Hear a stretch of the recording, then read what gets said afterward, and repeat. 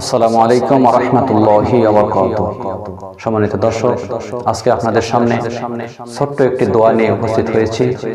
যে দোয়াটি পড়লে আল্লাহ রাসূল সাল্লাল্লাহু আলাইহি ওয়াসাল্লাম বলেছেন, যে দোয়াটি পড়লে কিয়ামতের দিন হিসাব সহজ হয়ে আসে। আল্লাহ রাসূল সাল্লাল্লাহু আলাইহি ওয়াসাল্লাম বলেছেন যে কিয়ামতের দিন যদি কোনো মানুষকে আল্লাহ রাব্বুল আলামিন হিসাবের কাঠগড়ায় ডাকে, তাহলে সে ব্যক্তি ধ্বংস হয়ে যাবে।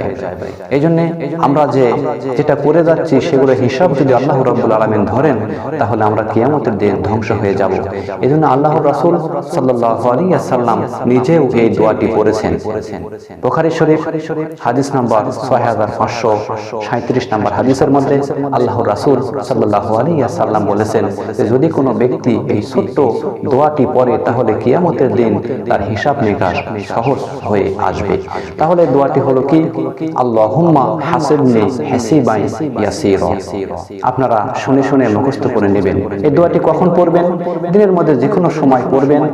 আর রাসূল সাল্লাল্লাহু আলাইহি ওয়াসাল্লাম বলেছেন সবচেয়ে ভালো হয় যে 5 ওয়াক্ত ফরজ সালাতের পর সালাম ফেরানোর পর আমরা যখন মোনাজাত করি, এই মোনাজাতের মধ্যে আমরা বলবো আল্লাহুম্মা হাসিবনি হিসাবান ইয়াসীরা। আমরা এই দোয়াখানা বলবো। সম্মানিত দর্শক, আমরা এই ছোট্ট আমলটি যদি করতে পারি, তাহলে কাল কিয়ামতের ময়দানে আমরা আল্লাহ তাআলার নৈকট্য লাভ করতে পারবো।